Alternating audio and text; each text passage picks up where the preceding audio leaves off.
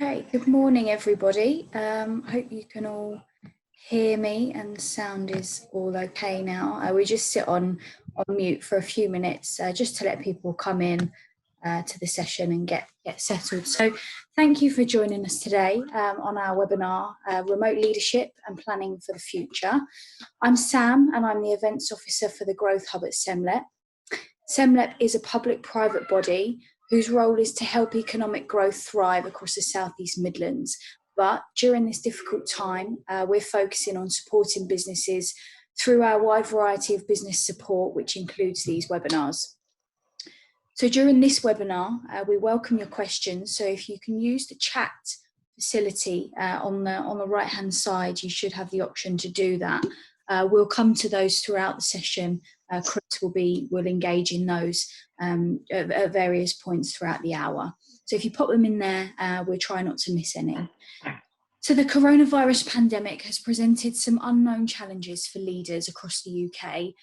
So we've got workers being furloughed, remote working is now in full swing, and an uncertain future ahead means running a business has never been so challenging. And to talk us through helping business leaders with their recovery and offering guidance on the right steps to keep ahead of the competition, I'm going to introduce you to our guest speaker today, Chris Davies, who's Managing Director at Sandler Training. And Chris, over to you. Lovely. Thanks ever so much indeed, Sam. So morning to you, everybody. I'm going to just quickly jump to my, oh, right, let me just go.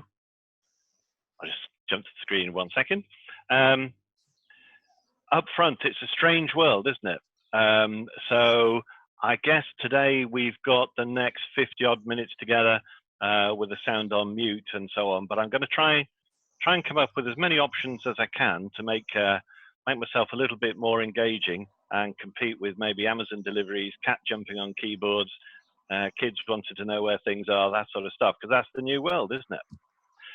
So I've changed pretty much the heading because the focus that we've got, we really just want to make sure that we're surviving into the recovery, however long that's going to take to get out again. That's really what our mission critical is, because we've gone for the, oh my goodness, what's happening here, and looking at our toes and how are we going to cope. And actually, we as leaders and as managers of our business and possibly our employees and teams as well, it's the future that really is important now. So we're looking at some tips for executing the leadership for successful in our recovery. A little bit of housekeeping. There's going to be a recording available from the SEMLEP team, but keep with us because as part of the leadership program, in conjunction with a third-party company called Outmatch and with SEMLEP and with ourselves, we've got some materials that you can take advantage of in terms of getting yourself in the top shape, ready for what's ahead, really, with the recovery that we've got. But we've got a choice. And the choice that we have as leaders is very much that we can either be owning our plan, design our plan now, or be a part of somebody else's. We'll be sort of like hanging on their shirt tail. So for the next, where have we got?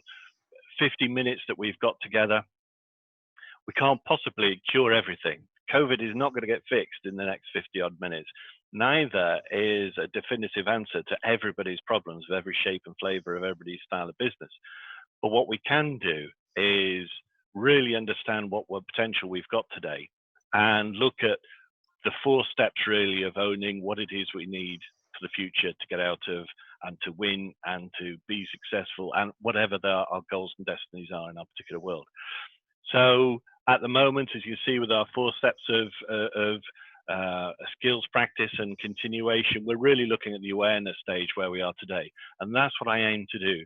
I'm looking to throw over some ideas, quite a few as it turns out, and it will be superb if you could keep with me during the next 50 minutes and see if there's something, or maybe 2 things that you could take away from today and look to try immediately in your particular world, to get it back into your business, your organization, and try. If there's topics there you need to know more of, you can go to the next stop of finding out more about it and getting the skills up and so on and so forth. So my ambition today is to basically have some ideas, stimulate some thought process. I'd love to get some feedback from yourselves. And in order to do that, If you wouldn't mind participating in the chat box when we get a pause and get a moment or two, love to share your input and your ideas. You'll see what everybody else is saying as well, and then we move on to some of a little bit of the content. So without further ado, this is your opportunity to master the chat box Sam described earlier on. And Sam, please feel free to jump in if anybody needs any guidance. Using the chat box now, could you share with me now, in terms of leading or leadership or being the leader, so it could be you may have an individual, you may have a team, or maybe you've got people who are contractors and just working with you as a group. Share with me some of the struggles doing this remotely.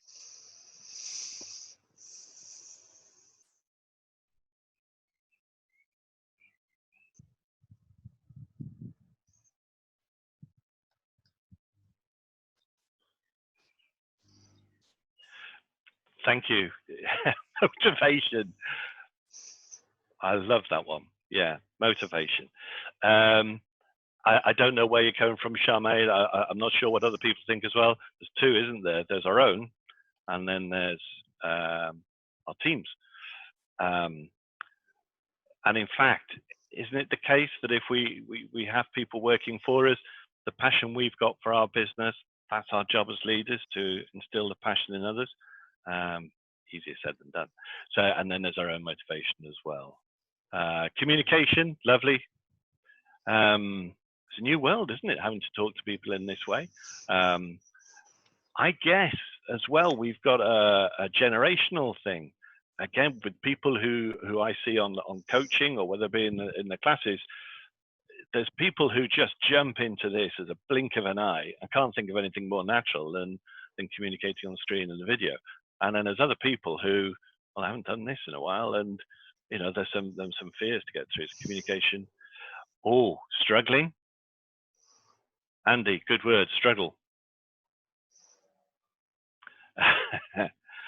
And of course, the question you've got there, Andy, is trying to battle with whether anything's coming back to normal. The reality is possibly it might not, and that's in their minds as well. Good one. Emma, structure to the daily workload, trying to get the right balance, because there's a new rules, isn't there? New game plan. IT awareness. Neil, how many hours does it take just to find out the right web platform or whatever it is? It's a minefield. We'll talk about that later on, but it's a game changer. And we'll have seen this in technology before.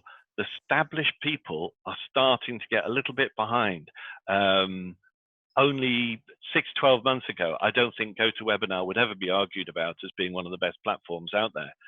Frankly, we now have to do business this way, and it's starting to show its creases. We need maybe a different type of platform, a different type of selling platform, schools, virtual schools, virtual selling, and so on and so forth. Good one, I like the IT.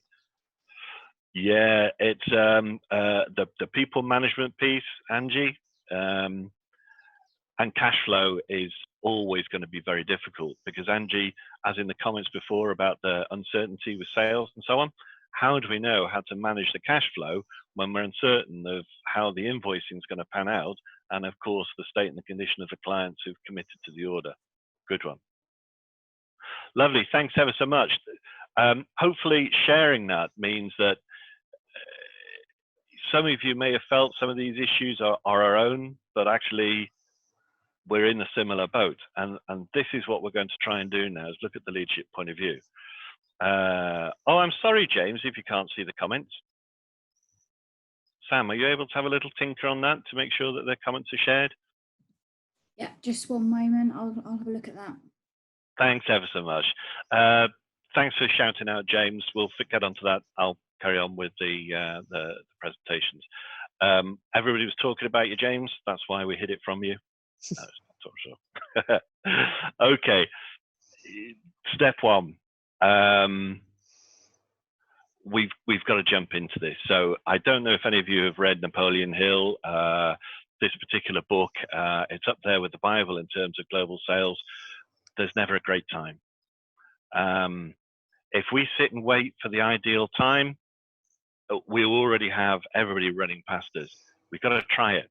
And once we get into these new systems and new regimes in this new world, we'll find the right tools to be able to fix the problems and adapt and change as we go along. And this is the great thing about dealing with coming back and recovery. So the chart you've got in front of you now is one that's personal to me, really. Some of you might be surprised to know that I am now well past my 30s. I know I'm wearing well. However, one of the great things about being a prehistoric fossil is that we've been here before. Now, clearly, this is unique in terms of what's impacted the economy, but it is a recession and we are impacted. And I've just gone through some of the ones whereby I've lived with before.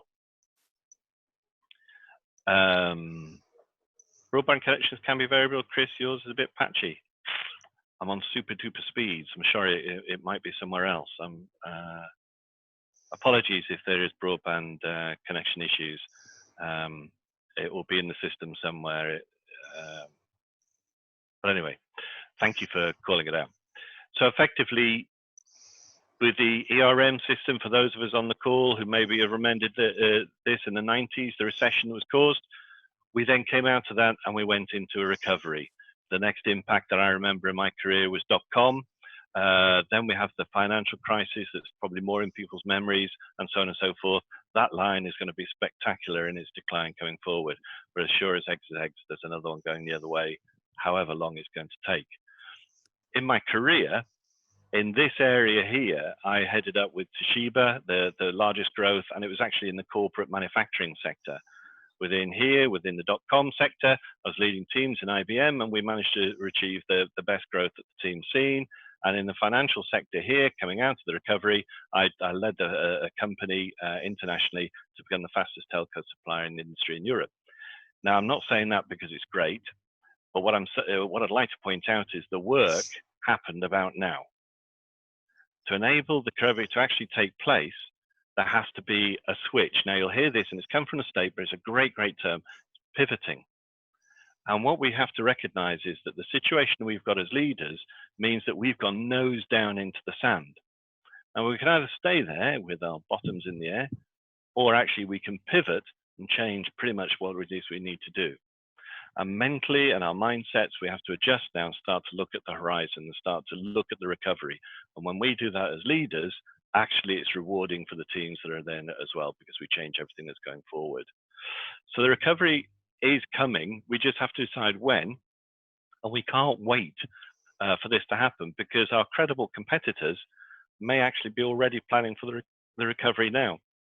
And wouldn't it be a shame if all this hard work took place and then we only to fail in the recovery? That's not what it is that we need to do. So step one to look at the horizon is stop looking at our toes. Top tip. We've got a lot of journalists out there who are key workers, so they're all fully paid and they're looking for things to do, and nothing is happening. So of course, all we're getting is the news that's happening today, and we have to think about the recovery and where we're going forward. So moving on to some of the content now. Solitude is one of the issues that we've got, and forgive me, I can't remember the name, but it came out on the chatbots a little earlier on. The social interaction from Edward, I think it was coming up in the chat box. There's a lot of play at the moment about well-being, mental illness, and this type of thing. And I won't focus on that today. There's plenty out there we do differently, but not for today. But I'd like as leaders to focus on that bold paragraph down at the bottom, because we've got some surprises in place, and it teaches us as leaders we may have to be more interactive and more aware and more vocal than we were before. And the truth is, as humans, that we were built to actually have social engagement. So as we slithered out the swamp and we climbed into our caves, and for being Welsh, it was quite recent, so I remember it well. Joke. Effectively, we assess our performance based on the reaction of others. So if I say a joke, I can see people wincing, I'll probably modify or moderate that joke.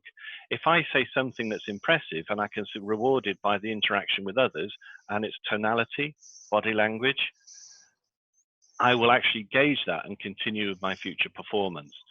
So remote workers out there as a team, our job as a leader is a little bit tricky because we've disconnected with those social norms. But if we leave people to it, it's true. We will find that if we leave people to get on with it, and there's a call on the chat box talking about the sales teams, if we leave our sales teams to it, they won't have any moderation to take place. And what they say to clients now might start to get more and more extreme. So tip one for this process is try and think hard about what people are saying and what people are doing remotely. Because on the call like this, you can see me now in the box, and I'm either animated or wooden, depending on your point of view, really. You can gauge what I'm saying. But if you ask me a question, I can very easily say to you, yes, I'll do that. Jim, that's exact. I'll be on to it straight away. But you don't know what's happening when you're not connected into the system. Now I've lost my sense of balance and social awareness. I could actually get hold of my clients and I could say, look, Jim, my boss, he's been on my back and he's saying, I've got to ring you now. So can I? And their social norms haven't got the moderation to know whether that's the right thing or the wrong thing. So as leaders, the ability to distinguish between what's right and wrong goes as we get more isolated. And we're into week 8, aren't we now? I've lost count myself. So we've got to take a lesson from there that we've got to step in, and if it's not natural to our style, we've got to sort of do that and jump on quickly. So with broadband connections and failings and other things, I hope you've managed to hear me okay, but I'd love you to jump in on the chat box now. What's good from being a leader remotely? Chuck out some of the ideas, something that's happened that's maybe has surprised you, or maybe something you've noticed, or something you've come from the past and brought in to the current situation. Some of the good things have happened with managing remotely. Forgive me, I'm going to drink the tea. James, interruptions. I had, there was a lady who's a finance director, and she was with me. She's on the leadership program, and she was absolutely firing on all cylinders just a couple of weeks in, because she said the queue at her desk has gone. So interruptions, yeah, that's much easier now. Oh, I like that, Andy. So there's more regular contact using remotely. Is that because it's easier, do you think? Or do you think that's because people can't go anywhere so you can get hold of them? Isn't that great that we don't have to travel anywhere? More sparrows in flying around as well, which is good, isn't it? Thank you, Thomas. Never been late for a meeting. Excellent. Oh, instructions and getting on with it. I like that very much, and I've got a few tips from that later on. Hopefully that might help with that. Work-life balance.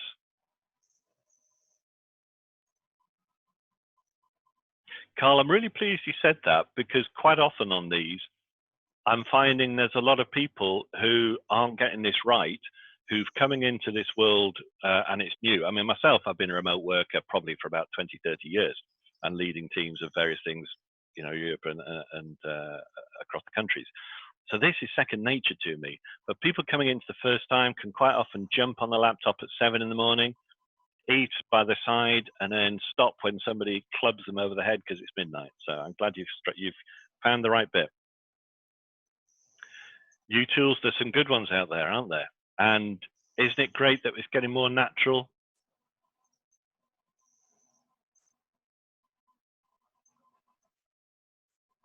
Andy, I'm wondering, are these teams of a particular type? Are they sales or technical or engineering consultants or whatever?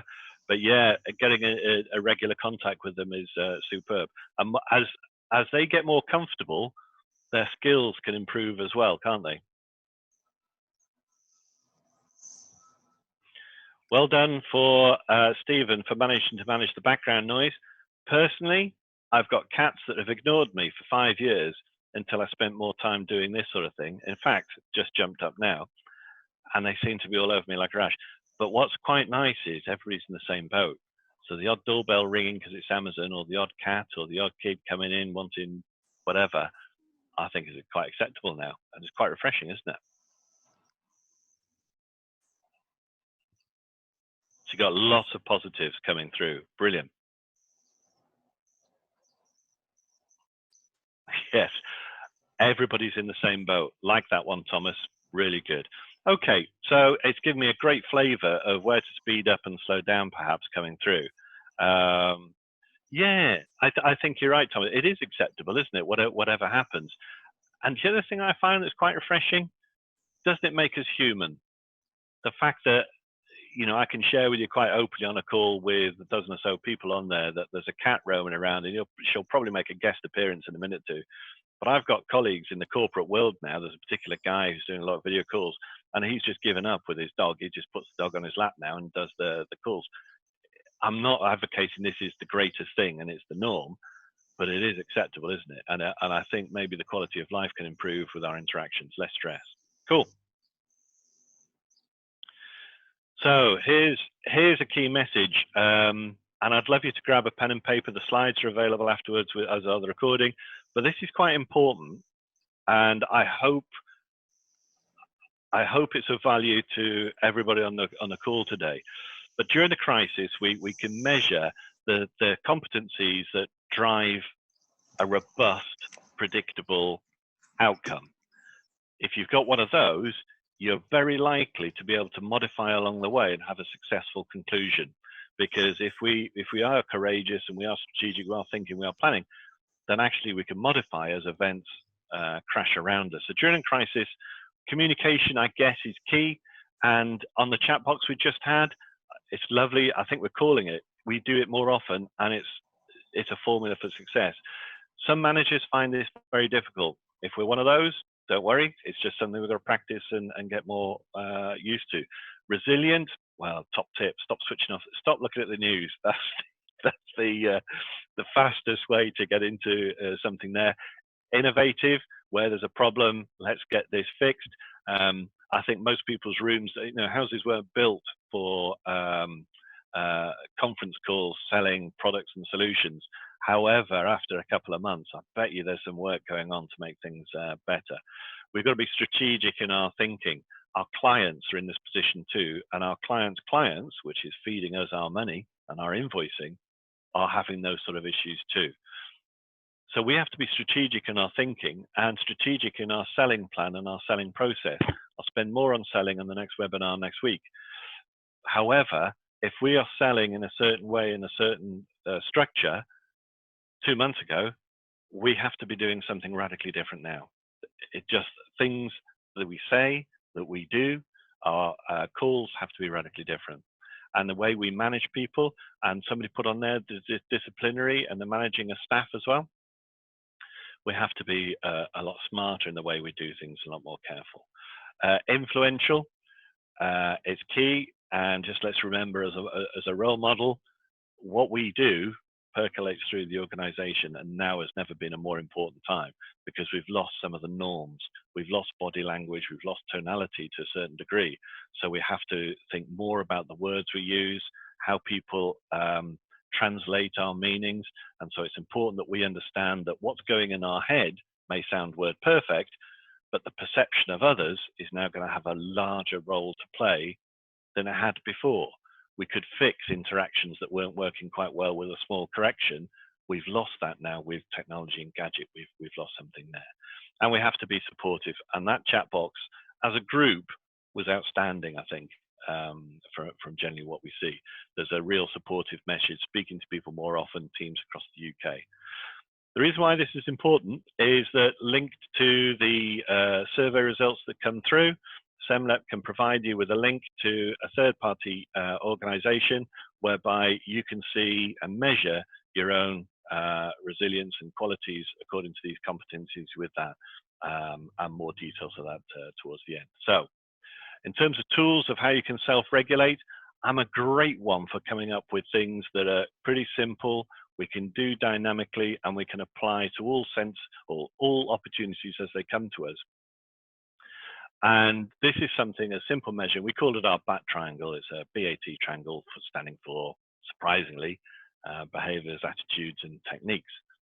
And this is something that you can do with a pen and paper, with a challenge, with a project, with a strategic thought, a plan, whatever it is that we need to do, whatever the question is. We can always come up with a fix when we attribute 3 different elements to the solution. So what's our mindset? So when we go into this, what's our mindset to solve the problem? What actions are we going to take? So that's the behavior. So what activity do we have to do in order to get a great result? And then what skills do I need in order to affect the best solution?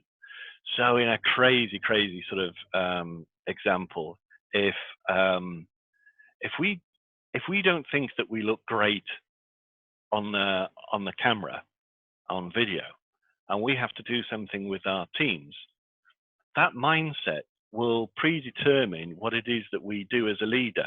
So we might put it off. We might not do it so often. We might let somebody step in and run it who maybe isn't as well qualified to do the activity as we are, just simply because our mindset is that we don't appear very well on the video or on the camera. Now, probably on the call, you're all wondering, well, I don't know what he's drinking, but this is easy peasy. But I promise you, it's about 50% of most people I speak to, when we get down to where issues lie, this is something that people are very uncomfortable with in the leadership role. So let's try it. On the screen that you've got now, I'm going to give you something that I hear an awful lot from people who aren't leaders, but the employees who are at home working remotely. The number one thing I hear is from employers is that there's a lack of credible recovery plan from their employer. So that's an issue, and I hear this multiple times. So that's not for the people in the group today. This is the people who are the remote workers. So just back as a fact packet now, on a piece of paper with a pen, why don't you give yourself a score out of 5 in terms of those 3 elements for your performance as a leader? So ask yourself the question, well, look, am I sharing a credible recovery plan with my people? And actually maybe reverse it. Is my recovery plan credible for my employees? So give yourself a score out of 5. You might think, well, my mindset is, well, I don't really think it's that important. If that's the case, you might want to give yourself a low score. I think it's the first thing I did. I've got it out there, and I pump that message with enthusiasm. You still might give yourself a low score, because actually we might be losing our employers who think that that's not realistic anymore. Enthusiasm works really well, but it's got to have a limit and a high point, so it doesn't go too incredible. Are we actually doing anything about some of our action plan? Mark yourself out of 5. And do I have the skills to do it correctly? Is that actually in place? So have a look, and then when you've given yourself a score out of the 5, it's a very fast way to decide, well, what can I do to improve? Okay, well, you just pick on the score that's the lowest one. So I know it's very simple, but I'm all for this in terms of this dynamic environment. Have a look at using this performance triangle. We call it the bad triangle, but a performance metrics whereby you can simply and readily apply it to pretty much anything you're doing, writing a strategic plan or whatever we need to go from there. So again, I'm comfortable with the fact that you've got these slides afterwards and you can share those. So I'm going to share these quite quickly. In terms of moderating your own performance in these areas, of course, what is it that we need to do to plan for the recovery? What is it that we need to do to make sure that our leadership is there for a credible plan for the recovery to be in place? Whatever you're writing back at base and strategically thinking now, remember that's one of the metrics for successful leadership in a crisis. In our strategic thinking, step 1, of course, is planning. And as I've put there, please revisit your personal plan, your personal vision, and your work vision. They're critical. That's just the 5 years' time. When they put a monument to you with your name on a plaque at the bottom, it's always brass, it's always a plaque. And they say, Samantha, in the last 5 years has, and they list all your magnificent achievements.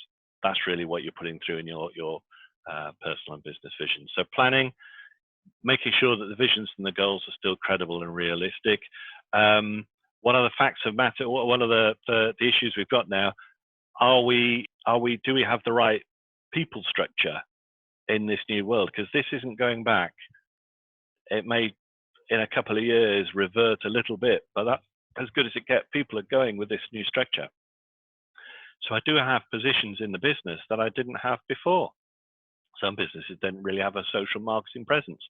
Now it's pretty critical.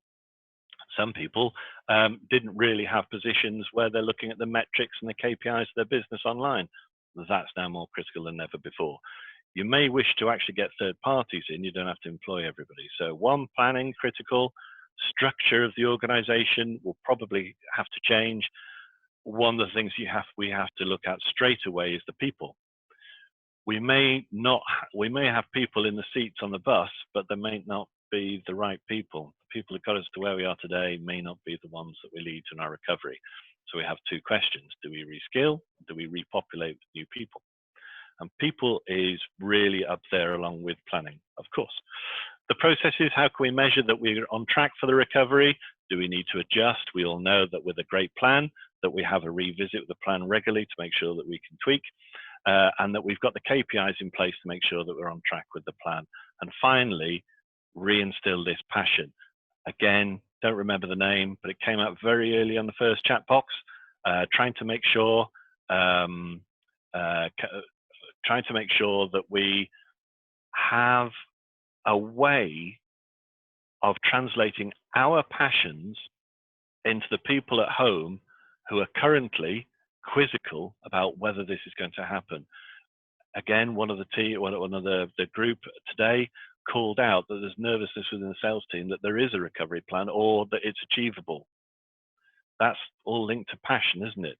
So people work for their reasons, not ours, which is a bit of a shock, isn't it, really? We think we tell them to do stuff and we pay them. That's all we need to do. No. People are working for us for their reasons, and we must light that fire and make sure that's ignited.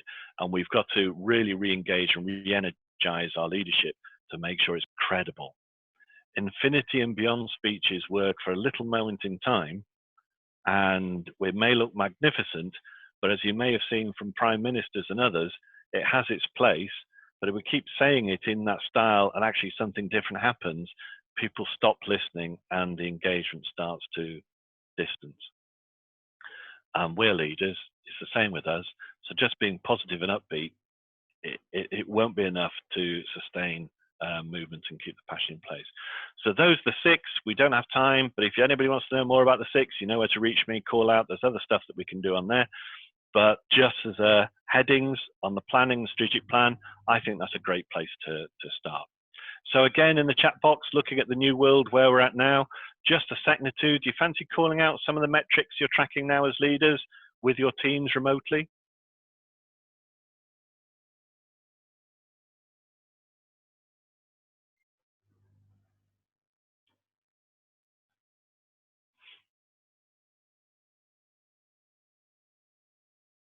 Okay, Thomas, I'll let you add the text there. Productivity of, have you got an example? Please, if it's confidential, don't put the confidential bits, but a typical example of what productivity metric you're flowing there be helpful. Lovely, Duncan. So new project development.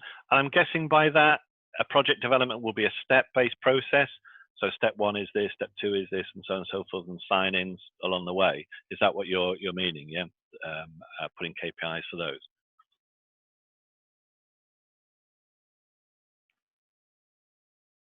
Oh, James, well-being, how people are feeling.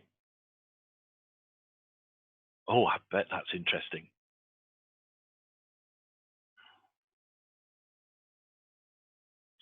And James, how people are feeling, it has to be an objective way of measuring, hasn't it, as a KPI? Because, of course, you know the BAT triangle we had before, and I'm not saying this for you in your case, James, we don't know each other yet, but can I use this as an example for others? When we do the BAT triangle and we had attitude at the top, which is mindset, it'll color our judgment how other people are feeling so easily. So well-being, important metric, knowing how people are feeling is important so that we know where we stand. And obviously it's our legal obligation as well. However, we've got to have a process that's independent of how we feel, because otherwise, won't it colour the judgment of the output about what we do next in terms of the actions? So if we're feeling pretty rotten as well, and then somebody says they feel pretty rotten, we can have so much empathy it isn't true. We can both be rotten together. But actually, perhaps somebody's just saying that and it's not true. Maybe they've got another agenda because people work for their reasons, not ours. So it's important to keep objective. And that's why that BAT triangle is important to keep all three together. So James, forgive me. I'm not suggesting for 1 nanosecond there's an issue there. It's just a lovely example, and thank you for putting in the chat box. Right, IT, the number of tasks, okay. Oh, blimey, Thomas. Well, you do type quickly, don't you? Productivity, consultants, utilization, well-being, current state of affairs, okay.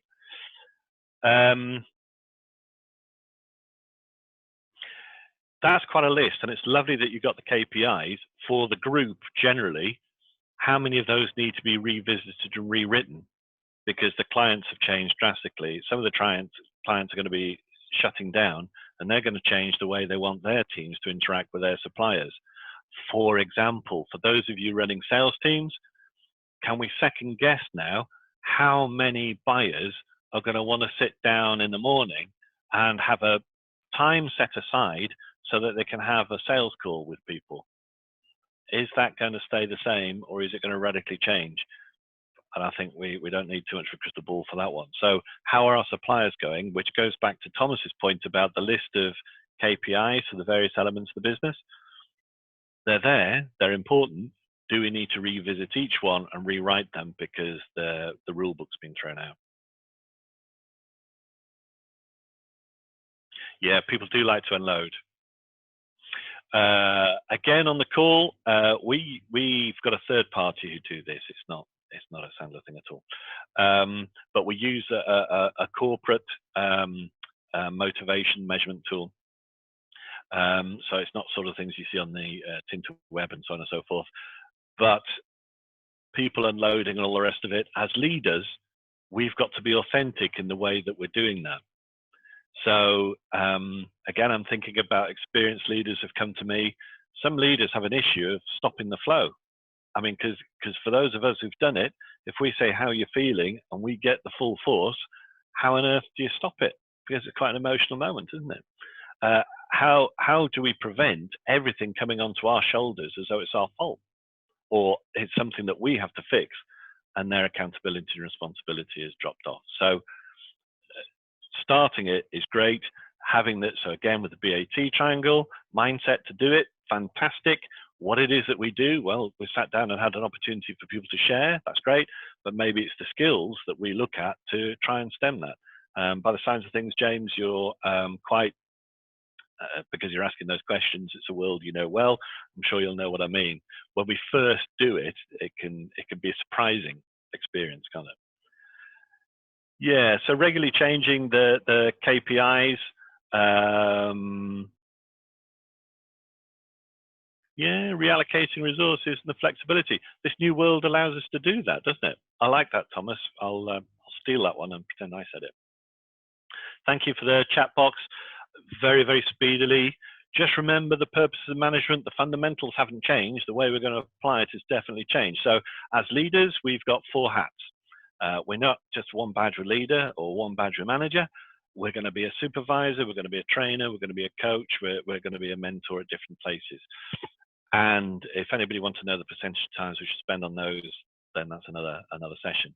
But effectively, we're trying to build autonomy and self-sufficiency with a sense of purpose with our remote teams. And to do that, we can regularly use the BAT triangle and as other tools. You know, you've probably got your own tools as well. But this is our purpose as a manager and as a leader. But it starts with us, doesn't it? So reflect on the personal presence, how we feel about prospecting. And there's lots of prospecting. We could be prospecting for new suppliers. We could be prospecting for new people. We could be, of course, prospecting for new revenues, new opportunities, new profits, or any revenues, opportunities, profits. We've got to have a pipeline, again, of suppliers, people, money. and how are our circumstances in it? These effectively are 5 Ps that we should be every day as part of our engagement throughout our leadership roles.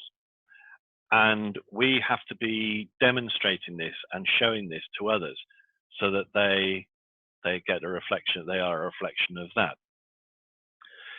So when we're looking at KPIs, if we're looking at the ideal attitude that we've got employees and remote teams who are accountable, self-sufficient with a sense of purpose, if you remember that slide from a couple of slides ago, that's where our KPIs should be. So Thomas, you've got a great list with that.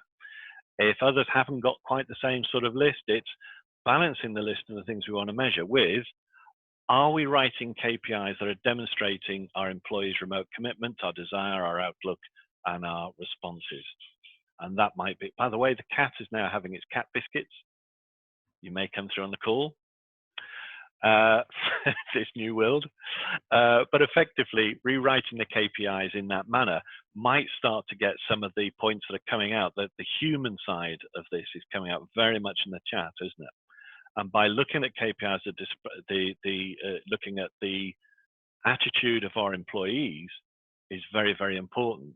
Reason being is that when employees aren't talking to us, they're talking to each other. Now, to us, they're unlikely to be saying, to be honest with you, I'm in my PJs till 11. I don't really have to bother because on Wednesdays, Jim never calls me till 3. So actually, I just muck about till 3. And I've got the PowerPoint from last time. I just change a few words. And they tell their friends this. And they tell other people this in the teams. So having KPIs that actually demonstrate the ideal attitude of the individual will be infectious to others, and it's motivational. So again, on the chat box right at the beginning, motivation was a key aspect of this, and this is one of the ways to fire it up. We've got to refresh the whole shooting match. We're going to press pause on what we've done before, and we have to look at new initiatives.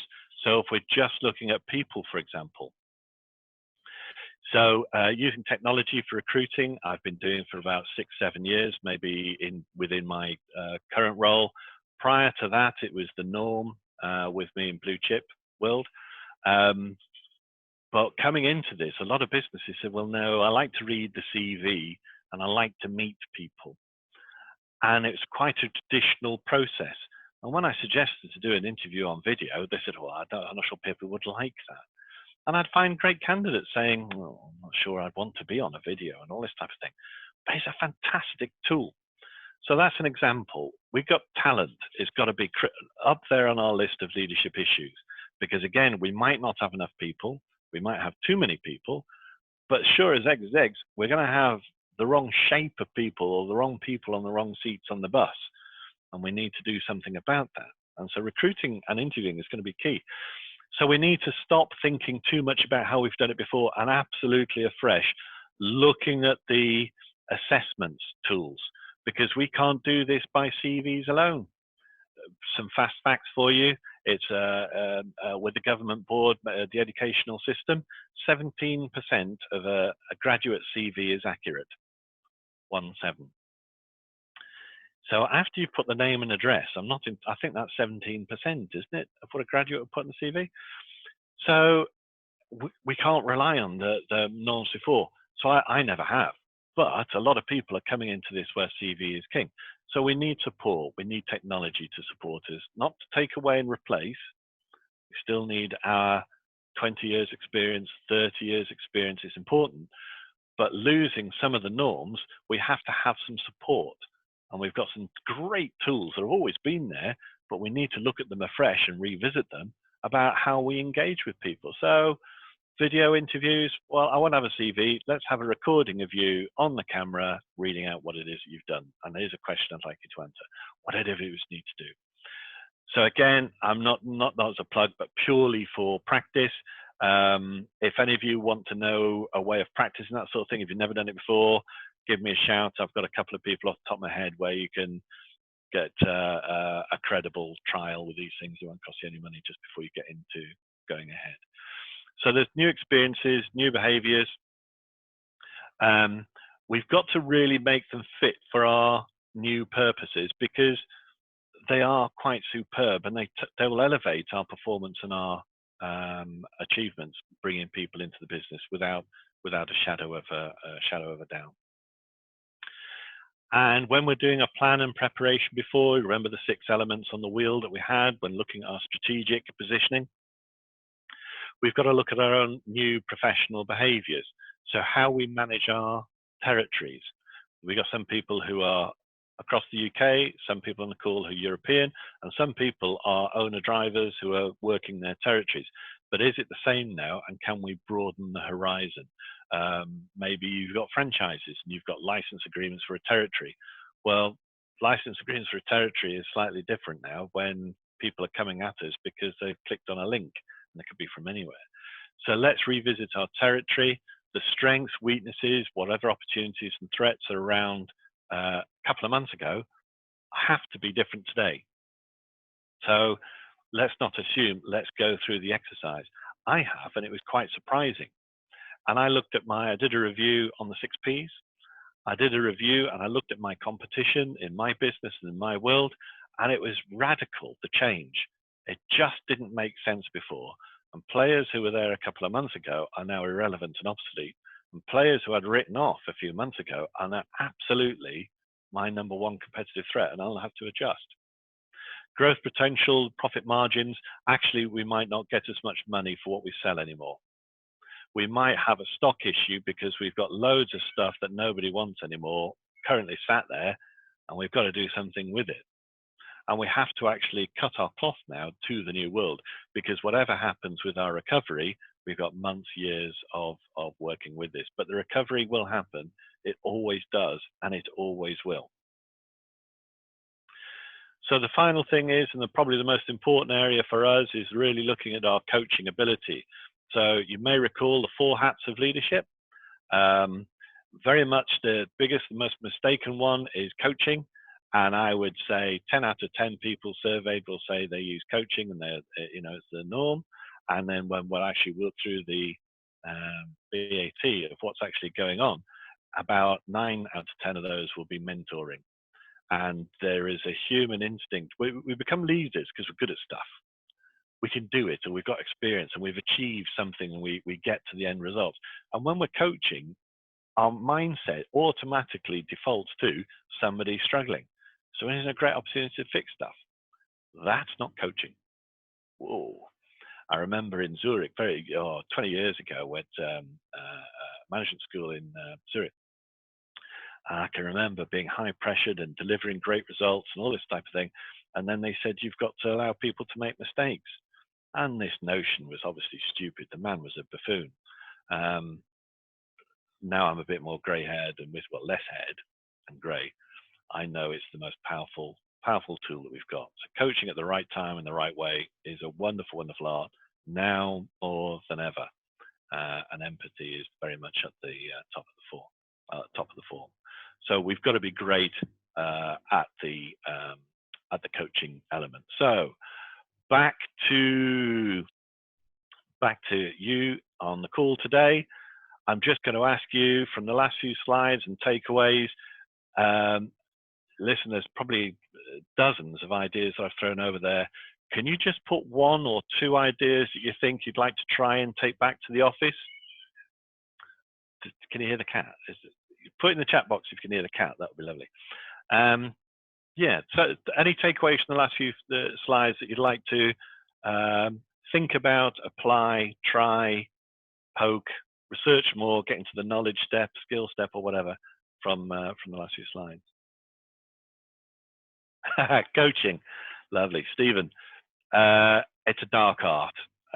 It's something that's been designed by Beelzebub, but it's difficult. I found it difficult. I don't now, but I did when I was in my 30s, in my first real man management roles, driving serious numbers.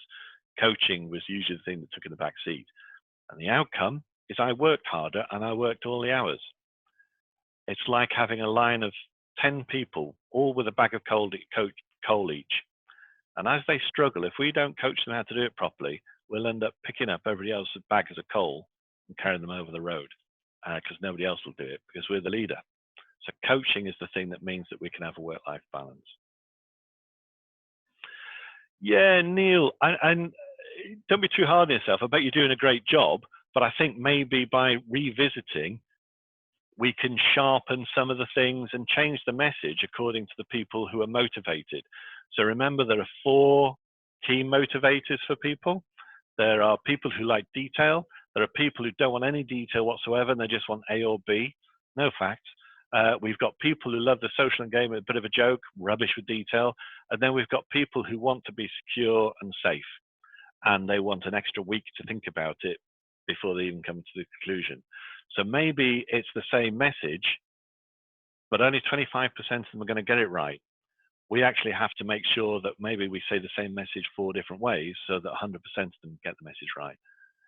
I've probably messed that up, but ping me if that's helpful, or anybody, and we can clarify it more. Let's tell him more coaching. Lovely. Thomas, the reason we're leaders is because we're great at telling, and it's achieved great stuff. And this is the one. This is the one that may need somebody hitting us to slow us down, tying our arms behind our back. I'm not sure. Opportunity planning. Yeah, the P's are important. Thank you ever so much, Emma, with that one on there. So that's me in a nutshell. Sam, if you fancy grabbing me back, and we've got a few minutes left at the end of this. I just want to recap. There's a link coming through. It's a really valuable resource that Outmatch have delivered free of charge.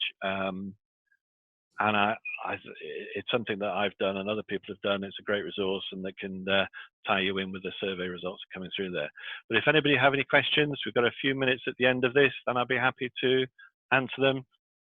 And just to recap, the next webinar next week is about sales. So I've brushed over the sales thing a little bit speedily and kept it to leadership. Sam, over to you. Thank you ever so much for that, Chris. I'll leave the chat open just in case we get anything come in just while I'm closing everything off. So thank you for that. Like I say, Chris, that was brilliant. And everybody that joined us, thank you so much for all your participation. I think being so interactive is brilliant. As Chris said, we will be sending a follow-up email this afternoon, later in the day, and that'll have a link to watch this back if you want to, if you've missed anything. It'll also have access to Chris's slide deck as well. And we're requesting, if you can spare a couple of minutes just to give us some feedback. There's a very, very quick survey, just a handful of questions to answer, just to help us for all our future webinars. And in sort of thanks for that, we'll be able to provide you with the link to that leadership assessment that Chris has spoken about. So if you can spare a couple of minutes later just to do some feedback for us, that'd be much appreciated. So any other questions, then please don't hesitate to contact us at the Growth Hub or Chris directly, and we'd be more than happy to help you, and hopefully we'll see you again on another webinar. Thank you, everybody.